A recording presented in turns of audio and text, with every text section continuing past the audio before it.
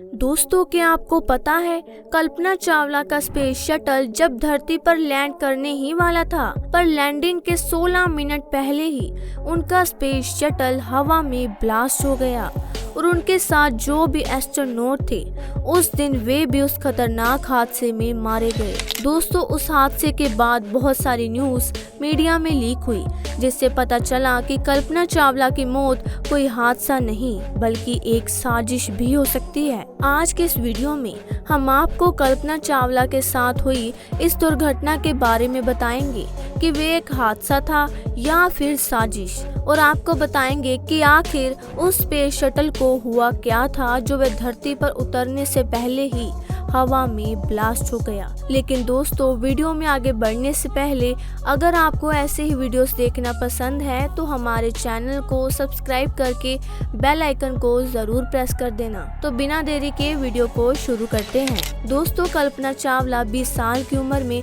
America में अपनी पढ़ाई पूरी करने लगी और 3 साल बाद वो अमेरिका की नागरिक बन गई। 26 साल की उम्र में उन्होंने नासा को ज्वाइन कर लिया और 35 साल की उम्र में उन्हें पहली बार स्पेस में जाने का मौका मिला और उस समय वो बस एक ऑब्जर्वेशनल ट्रिप था। कल्पना के साथ 5 और भी एस्ट्रोनॉट्स थे और वहां उन्होंने अंतरिक्ष में करीब 372 घंटे बिताए।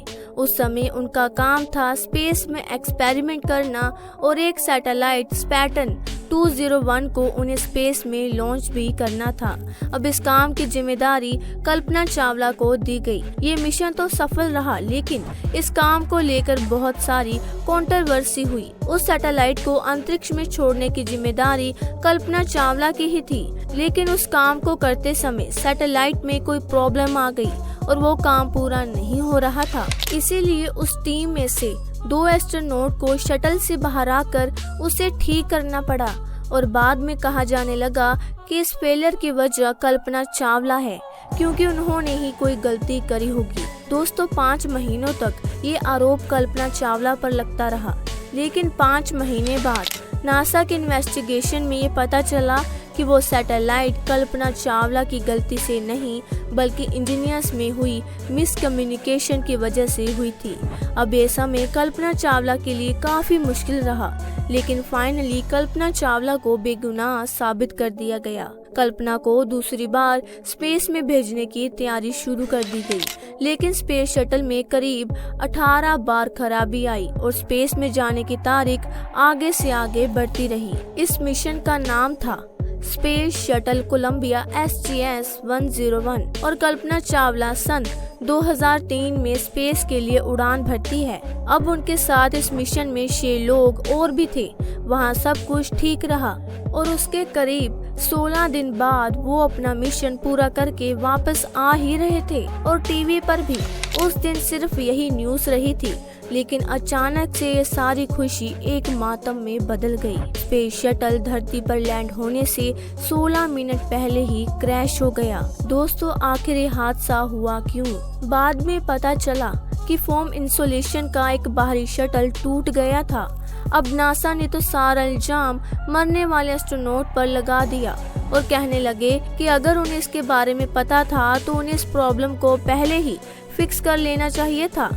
जब स्पेस शटल धरती के अंदर एंटर कर रहा था तो छोटे से डैमेज की वजह से बाहर की गर्म हवा स्पेस शटल में घुस गई, जिस वजह से स्पेस शटल टूटकर बिखर गया और कल्पना चावला की उस हादसे में मौत हो गई।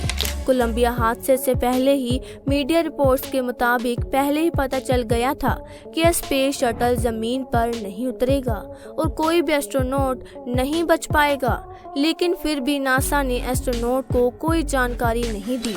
इस बात का खुलासा खुद मिशन कोलंबिया के प्रोग्राम मैनेजर ने किया और उन्होंने बताया कि उन्होंने एस्ट्रोनॉट को इस बात का नहीं बताया क्योंकि वो नहीं चाहते थे कि वो एस्ट्रोनॉट्स अपनी जिंदगी के आखिरी लम्हों को घुट घुट के जिए, और उन्होंने यही ठीक समझा कि हादसे से पहले वो बस खुश रहें, क्योंकि मौत तो वैसे भी आने ही वाली थी। वैसे ऐसा भी हो सकता था कि अगर उन एस्ट्रोनॉट को प्रॉब्लम का पता होता तो शायद हो सकता था कि वो स्पेस में अपनी प्रॉब्लम सॉल्व कर सकते थे और उनकी जान भी बच सकती थी। दोस्तों, वैसे आपको क्या लगता है कि नासा को वो बात उन्हें बतानी चाहिए थी या नहीं? कमेंट में हमें ज़रूर बताएं। दोस्तों, हमारे देश की कल्पना चावला के लिए एक लाइक तो ज़रूर बनता है। तो दोस्तों, फिर मिलेंगे एक और दिलचस्प जानकारी के साथ। आप सबको वीडियो में एंड तक रहने के लिए दिल से धन्यवाद।